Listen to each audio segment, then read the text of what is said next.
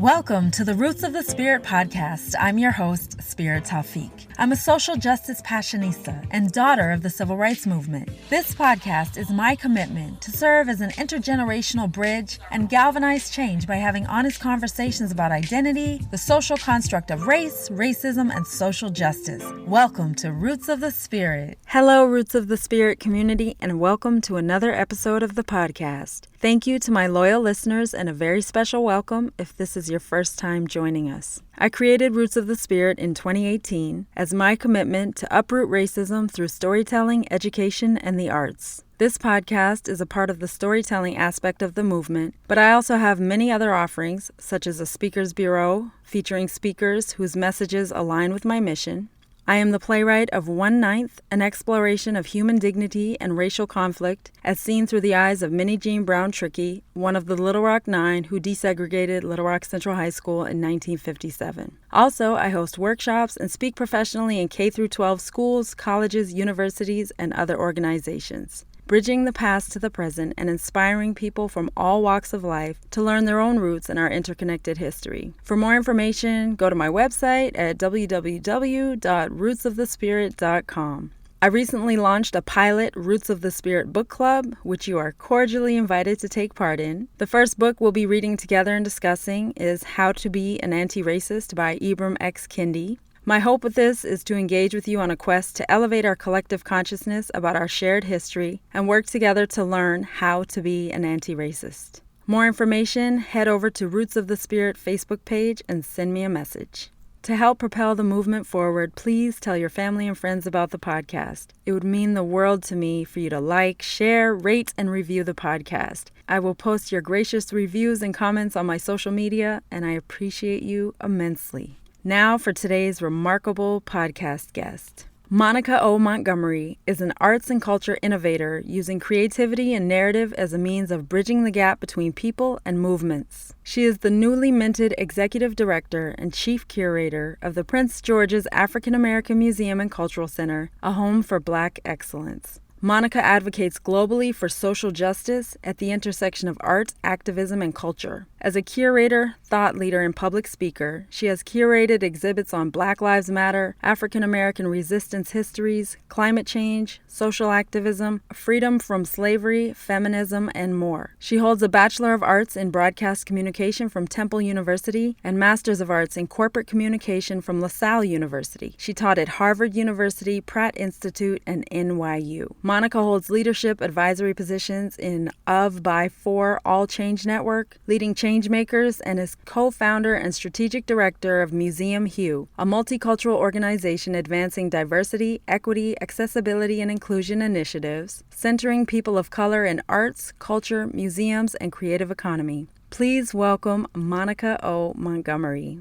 Monica, welcome to the Roots of the Spirit podcast. It's an absolute honor to have you on the show. Thank you so much, Spirit. I'm excited to be here and to vibe with you. As I've told you many times in person, and I'm saying again today, I'm in complete admiration of your powerful work and feel like you have created such an impactful movement and have so many tangible tools and resources that I know my listeners are so hungry for. So super duper excited, and we'll talk about like tangible things, how people can get involved with your movement toward the end of the show. But first, I like to inform listeners on how we became acquainted. From 2016 to 2019, I was working at the Smithsonian National Museum of the American Indian, and I was talking to one of my colleagues, Joy, who was in our education department, and I was just telling her about my background and the fact that I have such a deep passion to create programs and platforms to discuss historical and contemporary social justice issues. So I went to Joy, and at that time I was somewhat new to the New York museum world, although I wasn't new to the museum world on a national scale. And I was telling her about my desire, and she told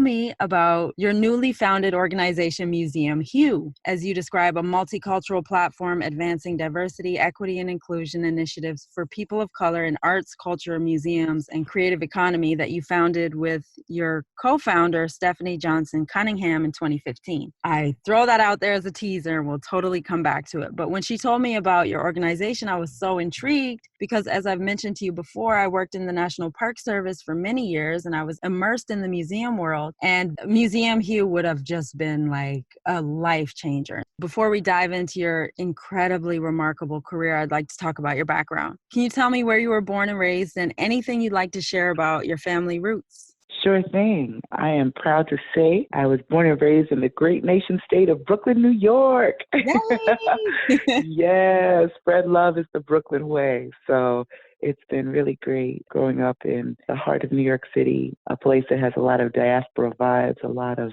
art and culture and social justice and empowerment and Black pride and just amazing individuals and human beings as residents who are contributing to the richness that's there. So I grew up in Brooklyn in the 80s.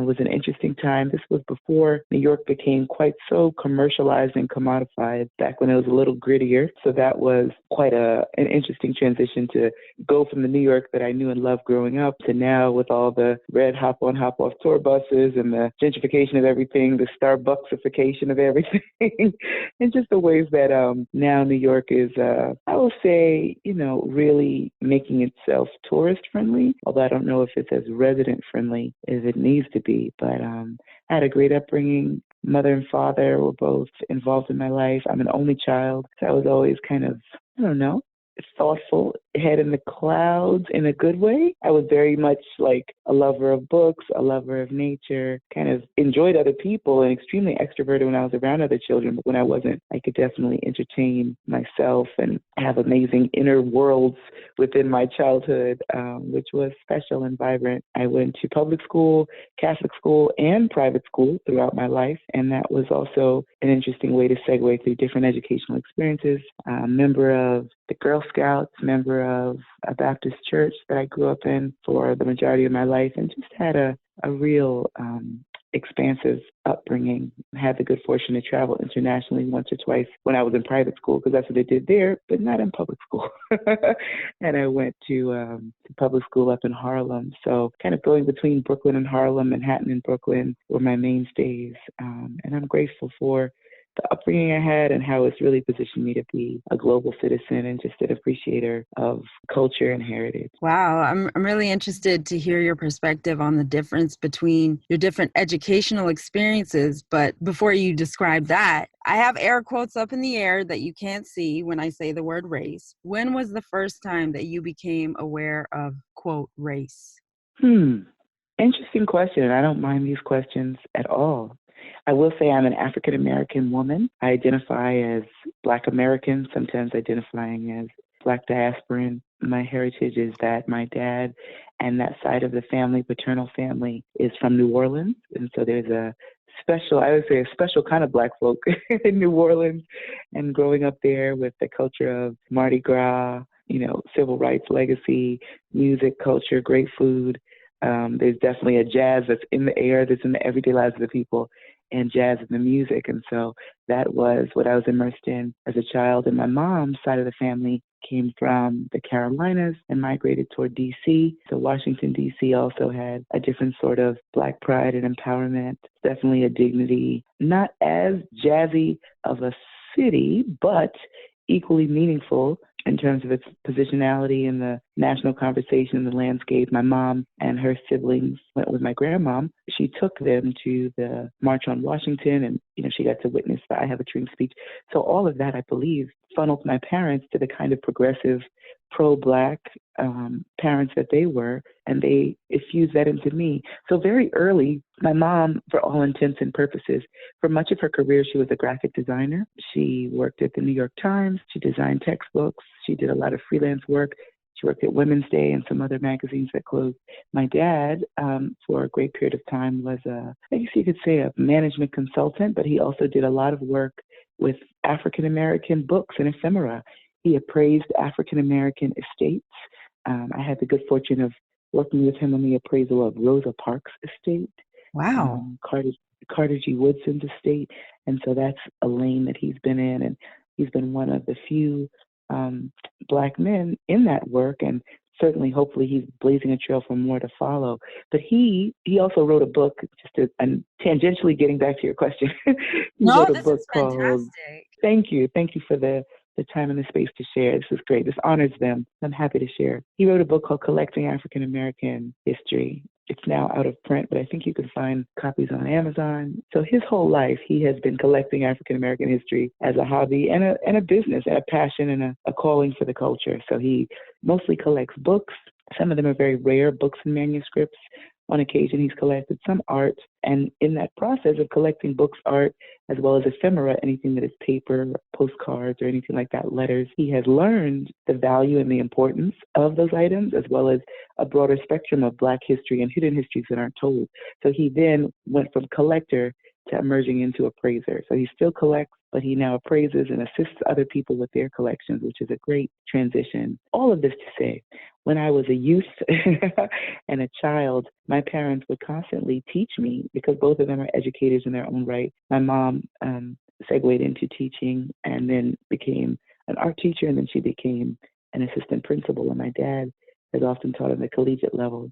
So they taught me the importance of Black history, Black culture, Black futures, and just how to be and feel and act empowered in my Blackness. So they would often give me what they called Saturday homework.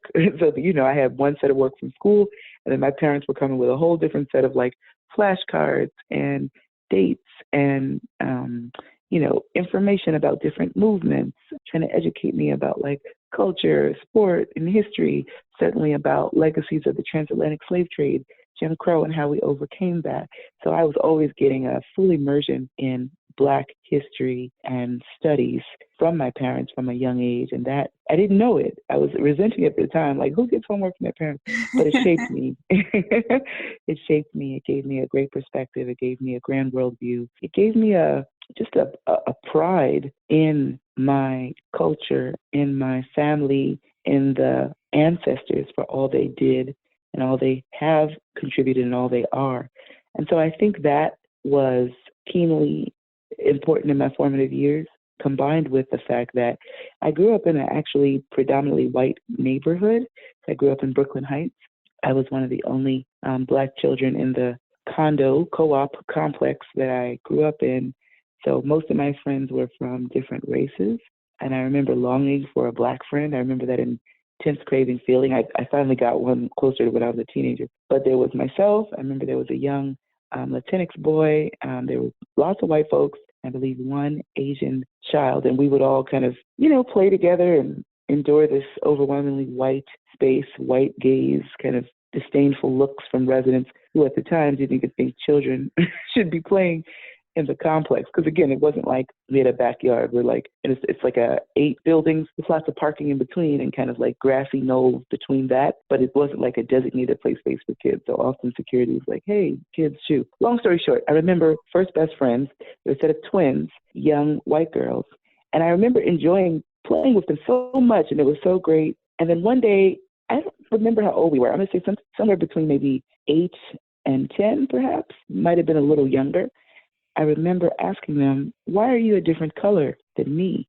And they had pretty progressive parents who also taught them respect, tolerance, and whatever other values. And I remember them saying, I think they said something like, our mom said we shouldn't talk about race because it'll bring up hurt feelings. And I said, oh, it's like, why would there be hurt feelings? And they were just like, because of what my ancestors did to yours. Wow. I'm like, wow. And because I had the Black history learnings, and I was very kind of precocious and advanced for my age, I was like, that's valid. Let's drop it. so we dropped it. So I remember feeling just offended at the fact that we couldn't talk about their race versus mine. We couldn't talk about our differences because of the painful past I had been taught, the painful past they had been taught, and that we were all innocent, yet keenly aware that the world had a lot more in store and that the backstory would affect our friendship. And so that was probably the first moment beyond the Black history teachings of my parents that I was keenly aware of race. How did you process that moment where the conversation came to a screeching halt? How did that impact your thought process about this subject? At the time, I remember feeling frustrated. And while I kind of dropped it at the moment, like, oh, okay, your parents say we can't, then I guess we can't. I brought it up again a little later. I think we were like on our bikes. And I said, it's not fair that we can't talk about this. And I just remember saying, like, we should be able to talk about anything. We're friends. So I think in my young mind at the time, I felt like, okay, your parents said something, we have to respect that. That's a rule. But also, I felt like as friends, they were holding back from me. And I remember the two young white girls, got a little emotional. And they were like, I don't want to talk about this, Monica. You're making us uncomfortable, blah, blah, blah. And so, like, they started crying a little bit. And I started crying, like, this is ridiculous. Why are you crying? Like, I can cry too. I think it kind of devolved into like tears, and we all went back to our houses. And the next weekend, we went to play again. But I felt a discomfort in that moment. And again, it felt like it was beyond me, beyond them. It felt societal. It felt like the injustice of the world has come to intrude on our happy valley of playtime, and this shouldn't be. I remember telling my parents about it. And my dad, bless his heart, he is a scholar. He is a lover of Black culture and history. But I do think, unfortunately for him, he was and is very much about respectability politics.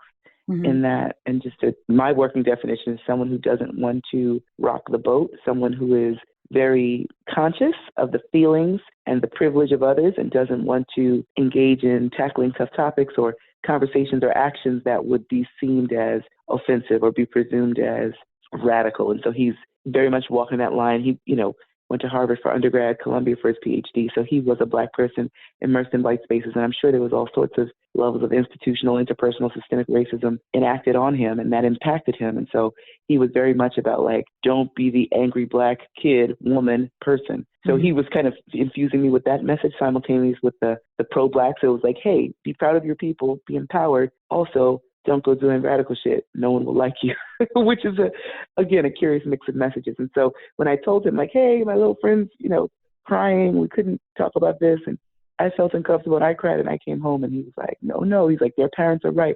Don't go getting deep into that, because your friendship will take a turn, and you don't want to offend them, and you all are friends. You have a good thing going. He was and is very concerned about employability. I don't know, telling an 8-year-old. He's like, one day you're going to need them, and they're going to go to great colleges and be able to get you a job. Like, oh, this ridiculous talk. So he kind of encouraged that. My mom was a little more with it, and so she just was like, don't worry, everyone's different. Maybe you can try having the conversation again. But that was the advice I was given. And so, I just find it really interesting because you said it and I was thinking the same thing, just about like, I have this visual of you and your friends and how you describe everything unfolding, and just thinking about like all of the societal pressures and racialized lives that we live, like coming to a head with these young girls, and how unfortunate that we as a society at that moment in time and still today have not prepared young people to have conversations about things that impact their every single day lives and how that manifests itself. I just find that like such a beautiful and tragic story. Yeah. There's so much beauty in the innocence, but it's also so unfortunate that you had come to this point in life and you couldn't express yourself, or you couldn't go further in the friendship with who you are. And with the interjection of the parents, that also, people are informed by their lived experience. And so the parents were trying to probably be good white allies, saying like, oh, never talk about race because, they have a claim to injustice that you, and, talking to their kids, you all are too young to process, understand, and apologize for. And so my parents trying to, be the good Black folks, their parents trying to be the good white folks, it's just, I guess, beautifully human and tragic simultaneously. Ooh, that's very powerful. Thank you so much for sharing that. Can you talk to me about your very first visit to a museum and what that experience was like? So it would have been before high school. My mom, bless her heart, the art lover and art teacher in her, used to take me again on my own visits to the museum, which is her and I. And sometimes when we would be in DC, we'd go with my grandmother. I feel like I remember her taking me many places, but the first place that I crystally remember the name of and the visitor experience of was when I was in DC for the summer with her and my grandmother, and we went to the National Air and Space Museum. And I loved it. I was blown away, number one, because it was more, tactile and interesting and large objects, more than like other art museums and maybe other history museums I'd seen. I was so into it. My mom had said to me, she was like, I'm going to go to the restroom and you stand right here outside the door and then I'll be back. And I think her and my grandmom went in. And I said, okay. And then it was like, I saw something that just caught my eye. I think it was like some sort of impromptu puppet show or some, telescope. There was something happening. And I saw other kids and I'm like, I was going to venture over here. I'll be back by the time she gets out the bathroom. And I totally like fell into like whatever that experience was and whatever gallery guide was delivering that. And then I saw some other shiny things and I'm like just giving myself a tour, like feeling really good. And then I looked up, I realized, oh, I'm in a different part of the building and I've lost my family. And this museum is great, but like my parents will be angry. My caregivers will be angry. And so I tried to wander back the way I thought was to the bathroom. And luckily my mom and my grandmom had been like scouting the premises. They were staying close because I guess they figured she's smart enough to find her way back. And so they found me. And so my mom was like, how can you do that? How can you walk away? And I'm like, I'm here to learn. And I saw some learning. Like, again, I was very precocious, like very ahead of my age, time, whatever grade, developmental level. So I was like, yeah, like this isn't anything against you. Like, this is what I came to do. That's so cute. She's like, what is going on with you? Like, what kind of child do I have? She was like, when we get home, I'm going to punish you because you wandered away and that, violates our safety rules we have as a family and la, la, la. I'm like, okay, but aren't you proud because I learned this thing about place?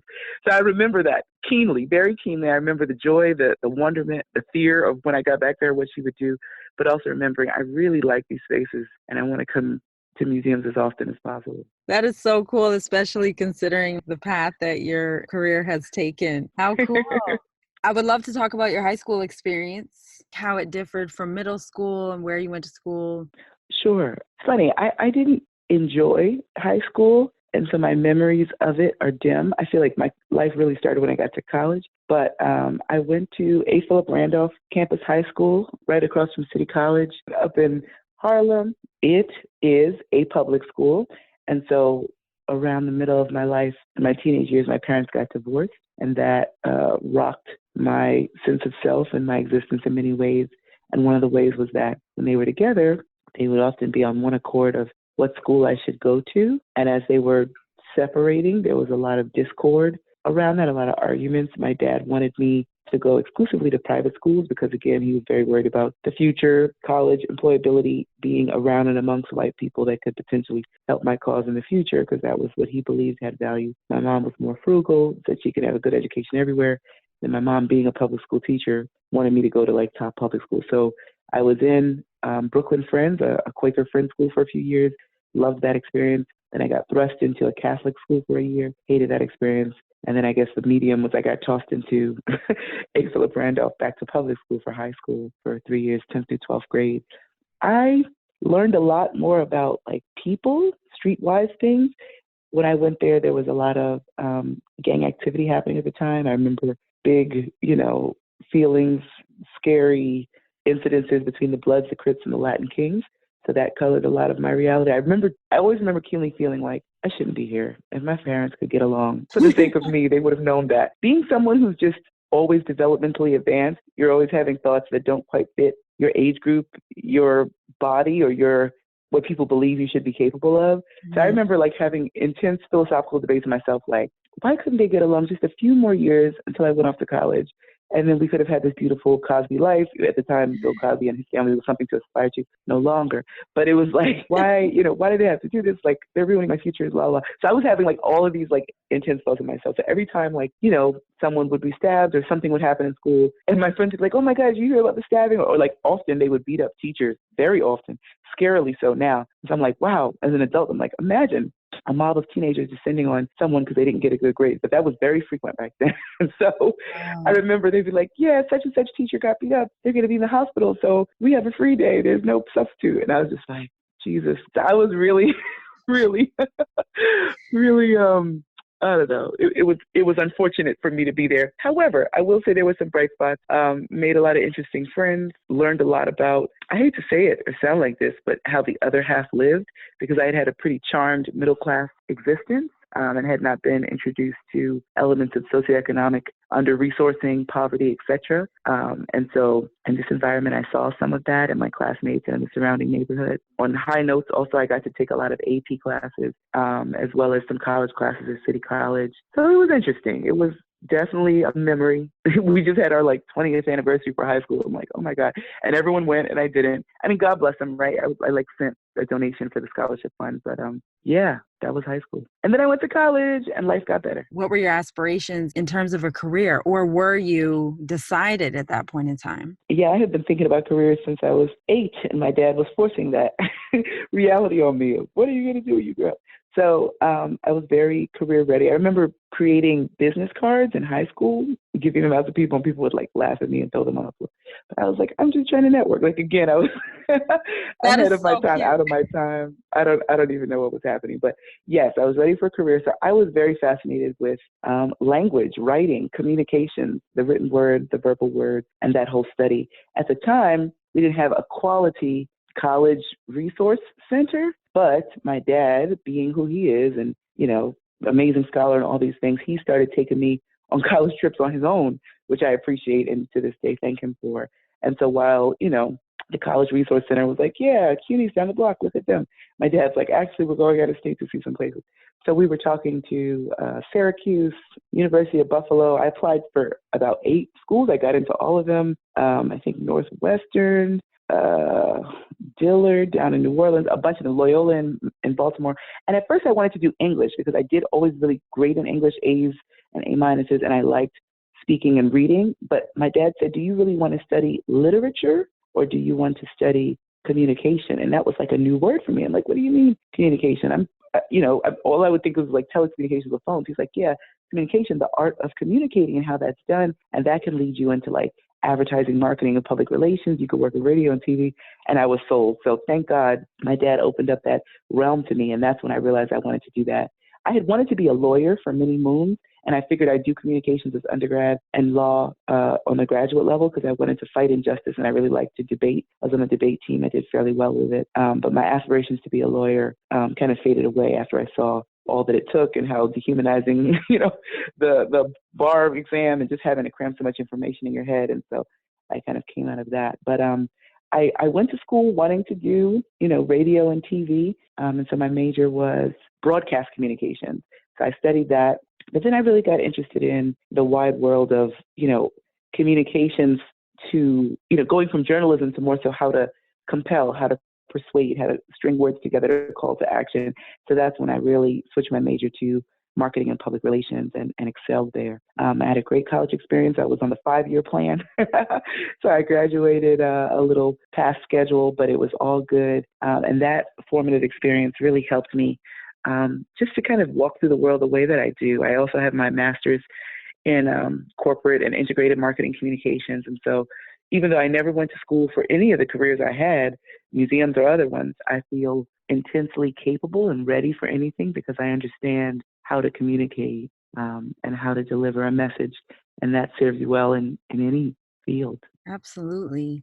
So I was fully aware of your background in terms of your career and Museum Hue, and I felt like I had a great understanding, but I was so excited when I came across a TEDx talk of yours, How to Be an Upstander, and learned that part of your journey to this moment began after being dubbed the social justice preschool teacher by Humans of New York, and that story going viral. Can you talk about your experience? I think this story is so cool.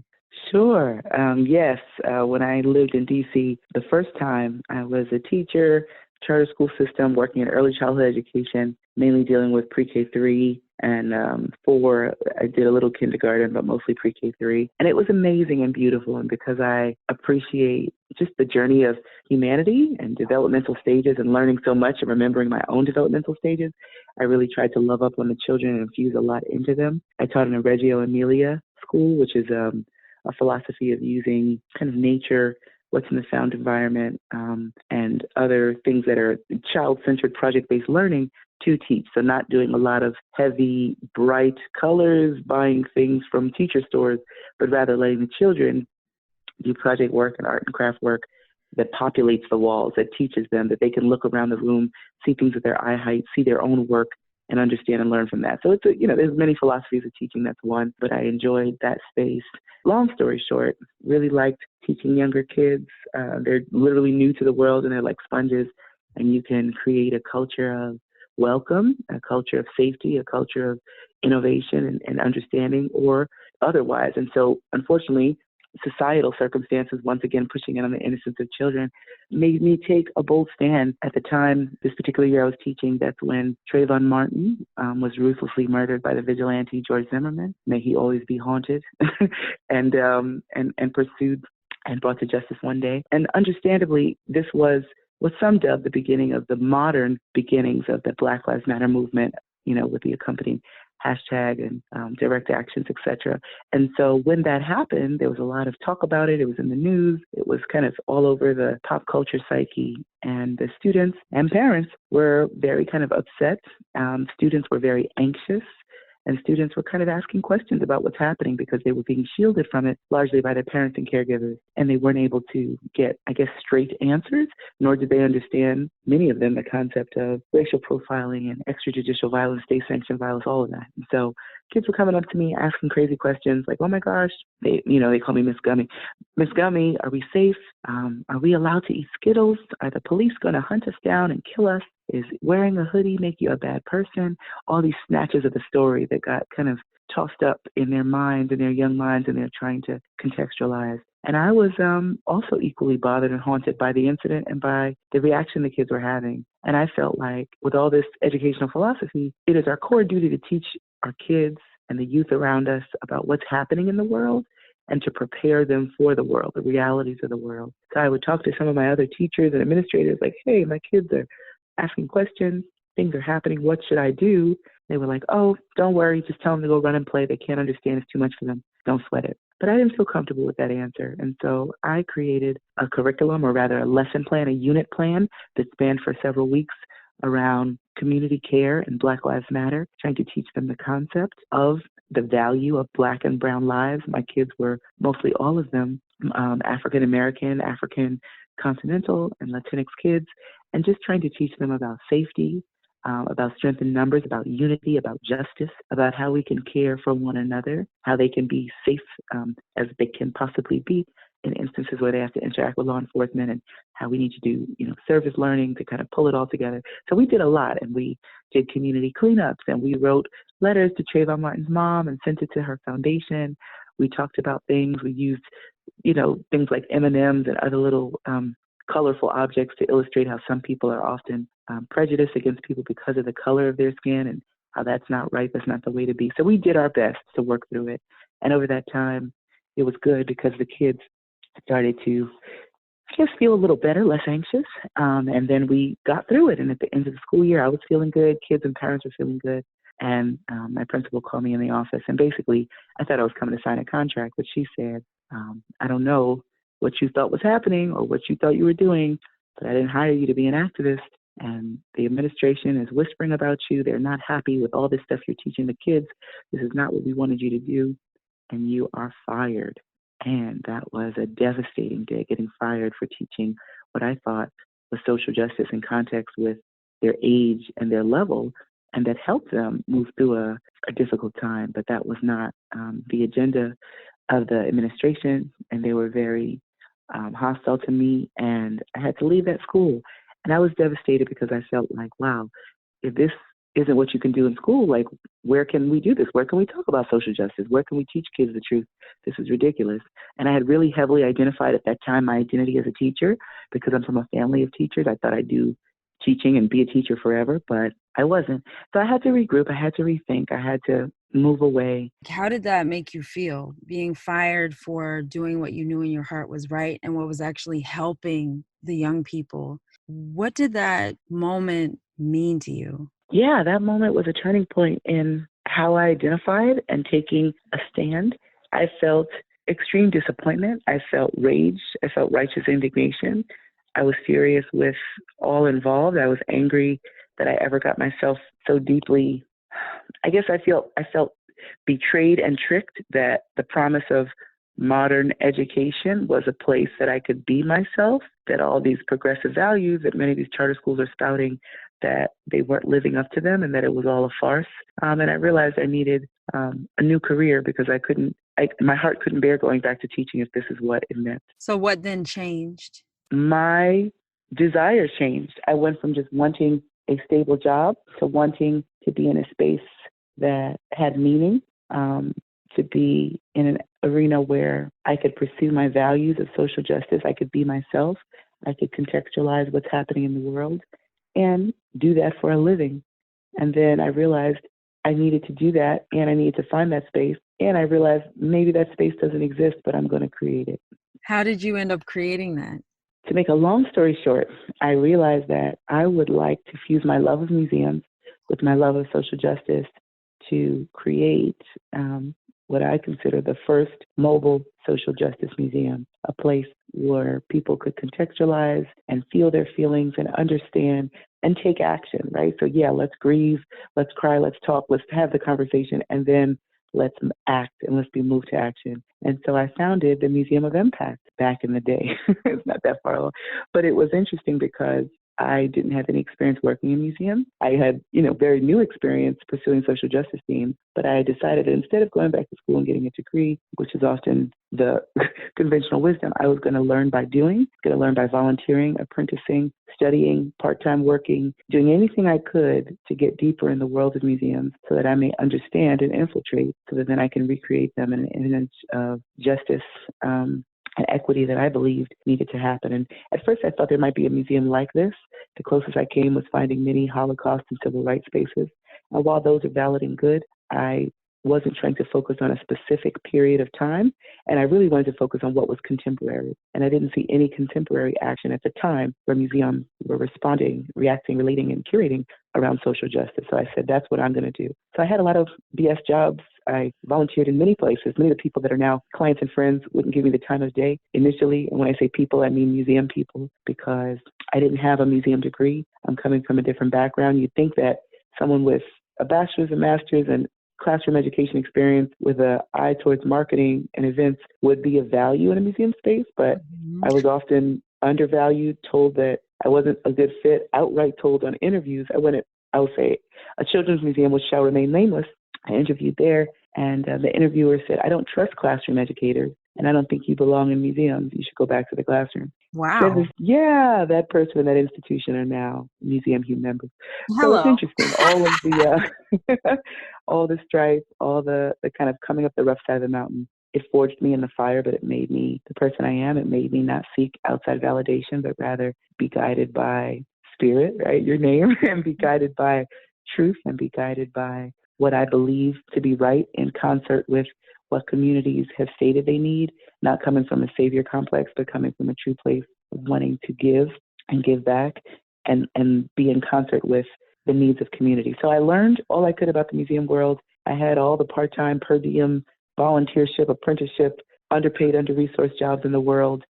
In that same span of time as when I formed and created Museum Hue in concert with my partner Stephanie, and we kind of came to that. So many of the things I did in museums that were, I guess, now considered radical, groundbreaking, revolutionary, what have you, all were happening at the same time, because when you don't have resources, you become resourceful. And I knew, I never wanted to go through a space again where there wasn't a community that could embrace me, and I didn't see it. So I'm like, I'm going to create it. I'm going to talk to every person of color I know and every person who's progressive I know, and let's see if we could just get together at Panera Bread on the weekends. No endorsement for Panera Bread. But I mean, we were just like going to places and meeting and gathering, and then our kind of numbers grew. And then we said, well, let's go to the places we work for and say, hey, give us space, give us time, give us ability to gather here. And that's what started happening, and it evolved and evolved. So Museum of Impact is my baby. That is a mobile social justice museum where we do pop-up exhibits around art, activism, self, and society. We've done exhibits around Black Lives Matter, feminism, climate change,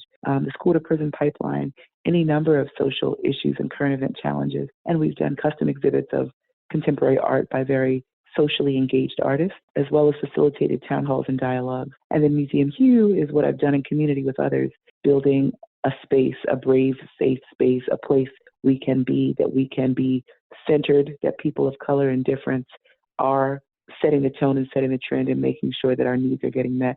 And both of those movements have also just built me up in a way that we had to just start and do it and not wait for the right moment, not wait for resources, not wait for approval. And it's given me this amazing sense of self, and the way that I walk through the world is different because I've been able to launch these organizations. Wow, that's so cool. Can you describe the mission of Museum Hue? Museum Hue is evolving.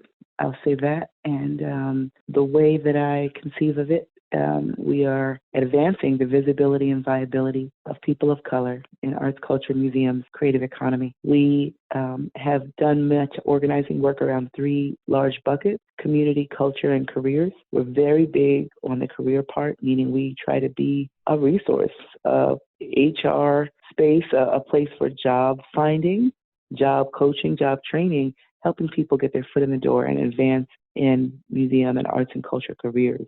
So we have a jobs board on Facebook and LinkedIn, but there's also the private groups.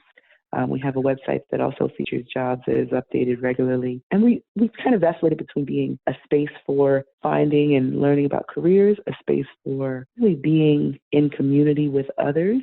Many people who are folks of color who have felt isolated in their workplace have been able to learn of our existence, to connect virtually and in person when we do events. So there's been that kind of the community angle as being a place for togetherness, for unity, for sharing, for skill building, for venting. And then the culture.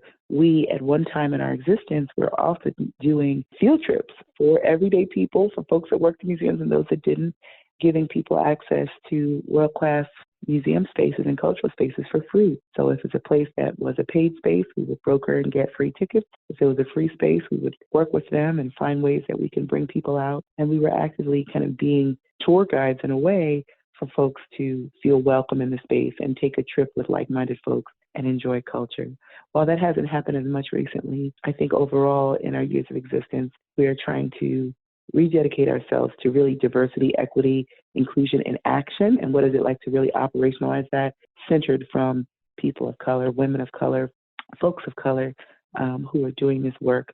We've provided a lot of signal boosting for other aligned organizations, progressive movements, for museum folks who are looking to unionize, for museum folks who are having issues. On the back end, we've written letters to elected officials. We've participated in cultural planning and policy work. We've done all these things, and I don't know what it's necessarily culminating in, rather than just being a progressive force for change. But I do think there's been lives that have been impacted, and it's been joy in the journey.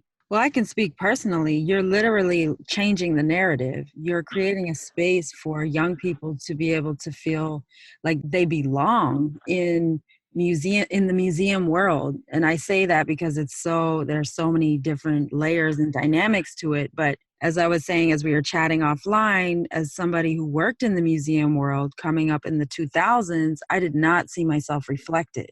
And I could have only dreamed that Museum Hue was around to support me and help guide me. I did have amazing mentors, but oftentimes these spaces were predominantly white spaces. And I just want to say how important your work is. You are changing the narrative, you're changing the landscape, you're changing the trajectory of young people's careers and their livelihoods. I'm just saying how important this conversation and your work is. And it really is a movement. And I just want to say thank you for that. And now you're the executive. Thank you. No, I am so serious about how groundbreaking your work is. It is really, really important. And I just want to let you know. So now you're the executive director of Prince George's African American Museum, which is absolutely amazing. Yes. How's that going? It's great. It's great. Every day I am equal parts exhilarated and exhausted, but encouraged. I will say everything in my life that I've done, all the phases, all the jobs, all the ideologies, philosophies, speaking at conferences, encouraging people, has prepared me for these moments. And I'm glad. I've had this unconventional journey, because I have a hustle to me that is unseen and unanticipated in the executive director space. And so I'm really happy that I've run startups, I've launched my own organizations, I've done these things, so that I can take this organization, which has done amazing work and set a great foundation, and boldly move forward into the bright utopian Black museum future. And so I'm really into it, right? Like I find myself it's more than a 9-to-5, it's more than a check. When people are like, oh, you're an executive director, you made it. I'm like, oh no, the journey is just beginning. I'm back to a place of learning now. I really, I've been blessed that a lot of people invite me to speak and to conference, and I do some of that. But now I'm in a place where I feel like I'm kind of starting at square one, and I'm really wanting to relearn, be in spaces of learning and immersion and listening as much as possible to prepare me for this journey, to inform my thoughts, because I see being a director as really being a steward. The organization is not mine. I don't own it. but I am really trying to steward the organization through its assets, its resources, its curriculum, and its aims, mission, and vision to, again, the beautiful Black museum future so that it is sustainable, so that it is responsive and socially responsive, and so that we can all join in being invested and involved in the space. And so I was brought in because they, for lack of a better term, they noticed my flavor. They saw my style. They're like, oh, you're doing all this stuff in the world. We need that here. And I'm like, y'all sure? Because you know what I bring. You know I'm radical as hell. They're like, yes, come with it. So I was really glad to be brought in to lead the organization. And being the executive director and chief curator means that I'm, curating up a storm, art and history and culture and sculptures, and organizationally forging a new plan. I'm in the process of writing a strategic plan. We just entered into our 10th anniversary, and so we're doing some heavy fundraising and fundraising, trying to reimagine the organization and how to sustain it. And the way that I see it, Prince George's County being such a place that is upwardly mobile, that is dedicated to achievement, and is a real county of firsts. Many Black firsts have happened here. I want to highlight all of that. I am fond of telling my staff, stakeholders, and other people that visit that while we do acknowledge the horrors of the transatlantic slave trade, that is not the only story you will see. And we're not going to focus on slavery and sorrow, but rather on joy, resilience, overcoming, and empowerment. So those are the kinds of stories we're telling curatorially. That's the kinds of tours you'll get when you visit. We want to make sure that people leave in a space of empowerment and knowing the horrors, right? But knowing the highs and the lows and making sure that all of the fullness of that is told. And it's just been exciting rooting in a different community. I'm coming from the New York arts world, which has a certain pace, a certain verve, but I've enjoyed getting to know people locally. I'm getting to know local politicians and community leaders and the stories of the many different cities within Prince George's County and just how I can honor those visions, honor those stories, expand that narrative, and do this work. So I would say, having worked part-time, full-time, consulting for myself, all the things, this is the hardest I've ever worked in my life. I am intentional in wanting to work hard. I have a grand, bold dream. I want this to be the Studio Museum in Harlem of Prince George's County. And I'm on the path, and we're on the path with the team to manifest it. That's fantastic. I'm so happy for you. And I just love your philosophy. Your community and staff and the larger community and movement are so lucky to have you in this position. And when I go on your website, I'm like, that looks like the most fun, live, like real. Yes. Like it's exuberant, and you can read that just from going on the website. And I know that has to do with your leadership. How Thank cool you. is that? I love your, as you describe it, non-traditional path. And I hope that young people listening can think in these terms, because when I worked for the National Park Service, I had to really be deliberate about promoting the fact that you don't have to go to school for history. You don't necessarily have to be an ecologist or a biologist. Like, the entire world exists within these institutions. We need every type of background and expertise. And I just feel like you are really, truly living and walking that. There's a quote you said in your TEDx talk. You attributed it to the U.S. Department of Arts and Culture. When we stand rooted in the power of our culture, in our stories and our songs, we can arise together against hate and injustice. That gave me chills all up and down when you said that. And I want to end with that. What does that quote mean in the work that you're doing today? Yeah, I feel like that quote just in hearing it again is about authenticity. It's about being and walking and standing in the fullness of yourself. Hate and injustice takes many forms, and as we see now, enemies of progress, white supremacists, and others who are adjacent to those aims and agendas are many, are sneaky, are crafty, are trying many things, are doing many deviations and distractions, and so we have to stay vigilant. But I think also there is something to just being ourselves and being unapologetic, to use a cultural fancy phrase that people like to say now, being unapologetic in whatever it is you're about and you stand for, our stories and our songs, right? Not everyone has the same story. We are not a monolith, not as in our gender, not in our race or ethnicity, our cultural background, our spiritual practice, our food ways, our beliefs. We are diverse and there's beauty. And we have to use that diversity as a source of strength to fuel the future that we want to see. And so I think in hearing this quote again, it's about resilience, it's about authenticity, it's about unapologeticness, and it's about how we're going to overcome all of it. And it's going to happen together, and it's going to happen organically. And there's no one silver bullet method, but being true to yourself is at the heart of it. You're absolutely remarkable. Can you please give our listeners a snapshot of how they can catch up with you on social media, website? Sure thing, and thank you for the goodwill. I have the same goodwill and admiration for you as well, Spirit. So thank you for this this time of sharing this platform. So let's see. I feel like the simplest way to find me online with my many organizations and affiliations would be LinkedIn, because that's, a lot of centralized energy there. So LinkedIn.com/Monica Montgomery. Facebook, I'm pretty active. It's Monica Montgomery Nyati, my last name, Nyathi. I have a lovely South African husband who has gifted me with a new name. and that love is fueling me in innumerable ways as well. So LinkedIn, right? Facebook, Twitter, Instagram, @Monica Muses. Yeah, I'm out here. I'm in these streets. I'm, in the area. I'm trying to do the right thing. I'm trying to do it for the culture. I'm trying to do it for the future, do things for myself and to honor the ancestors. I really, really want the ancestors to be proud of me, and I really want my Wikipedia entry. Hello. So a lot of what I do is like legacy focused. And someone was like, you could do Wikipedia right now. I'm like, no, but I want like someone else to write it, not me. So Hello. when I just I still do a lot of curatorial consulting and guest curating. There's a space that opened up in New Jersey called the T. Thomas Fortune Cultural Center.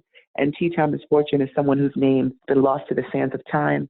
He was considered the godfather of the Black press, and he gave people like W.E.B. Du Bois, Ida B. Wells, and others their first chance in journalism. He curated for the Negro World, Marcus Garvey's publication, and was a contemporary of Booker T. Washington. Many things he did. But he is someone who, as I've been researching, because I do history and contemporary art exhibits, his name has been lost to the sands of time. So when they brought me on, they said, do you know who this is? I said, no.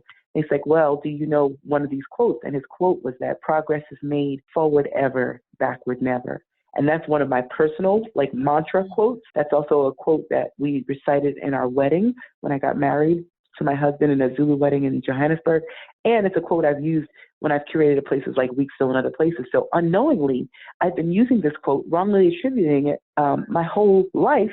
And I was recently educated this was his quote. And when I reflect on him as a person and others who have been lost to the sands of time, I'm really, really focused and dedicated that I don't want that to keep happening. I believe we need more Black and brown and diverse curators and artists and interpreters and administrators and every kind of person that can do art, culture, and history and the work of ideas, the work of humanities, so that we don't have any more hidden histories lost to the sands of time, so that we, as Viola Davis says, exhume those stories and make sure that the fullness of our human experience now and what was is being told. And if I can leave us on a high note, I really think that everybody could and should be engaged in the work of history keeping, arts appreciation, and cultural enrichment, and that it's not just for museum people or these people or whoever got this degree or who went to this Ivy League school.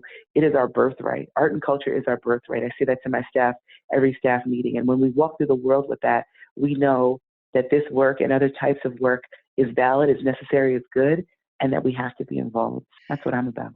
Monica, thank you so much. You're so kind. And everyone, please go to a museum today. If you can, go to a cultural space that honors your lived experience and your background. And please come to Prince George's African American Museum and Cultural Center, because we are a home for Black excellence and everyone can get behind that. Thank you so much.